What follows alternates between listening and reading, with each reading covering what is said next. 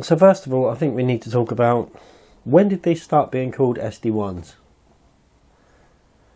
I know that it is an SD1, but we never called these SD1s. Back in the 80s, when I was younger than I am now, these were known as Rover 3500s, Rover V8s, or Rover traffic cars. No one ever called these Rover SD1s.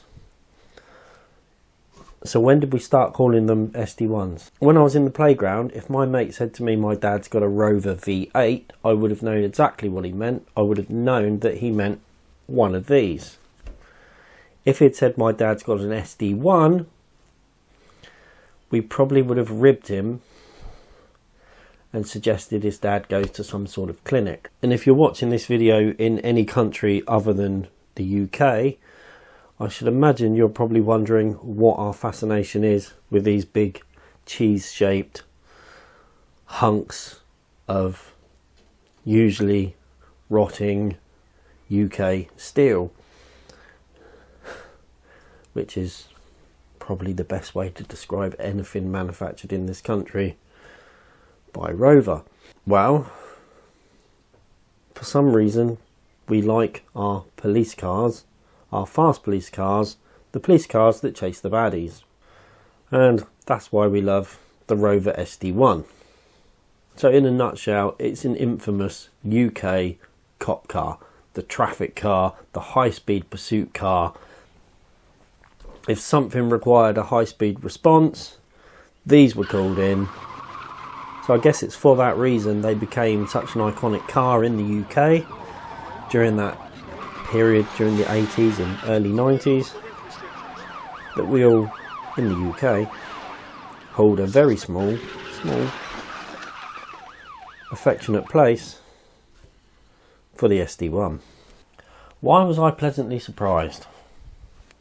Well, for a start, when it's running on the track, it sounds just exactly how I would like a slot car to sound. Quiet. The only thing you can hear is a gentle buzz of the motor and the tyres pounding the plastic.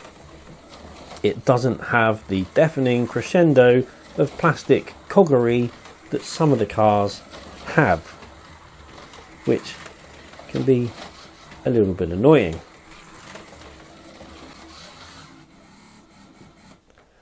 Not only does it lack the ear-deafening screech of some of the Scalextric cars, it is also perfectly balanced.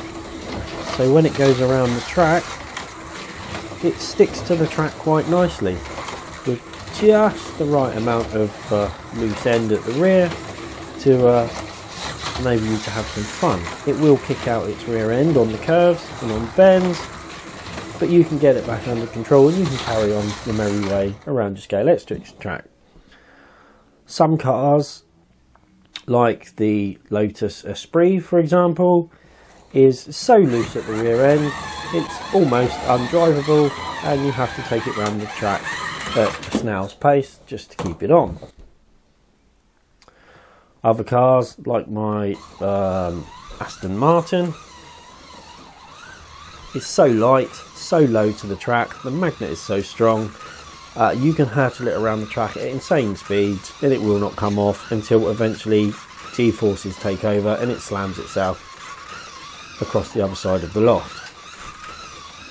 So this Scalextric Rover SD1 finds the perfect balance between front and rear end, between magnetic downforce, and it's just in that sweet spot of being fun to send around your track. Anyway, why else do we love the Rover SD1 Scalextric? Shall we have a closer look at this bad boy?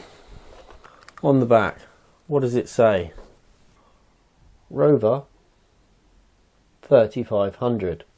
Doesn't say Rover SD1, it says Rover 3500, which is exactly what we knew them as. Got a nice little twin exhaust at the back there. Paint job is pretty much what you would expect. It's white with a red stripe down the side. The Sussex Police logo looks like it's cleanly printed. You've got Rover 3500 written there on the wing. Not only does it have flashing blue lights on the top, it does have front and rear lights. Your wing mirrors do have a little bit of flex in them. Whether or not they're supposed to, I don't know. Mine do after coming off the track a few times, but they're still on there. You've got the nice little front fender, either driving lights or fog lights in the front there. So yeah, it looks like it should. The paint on it is clean and crisp. It's not blobby and gloopy like on some models. Lamborghini.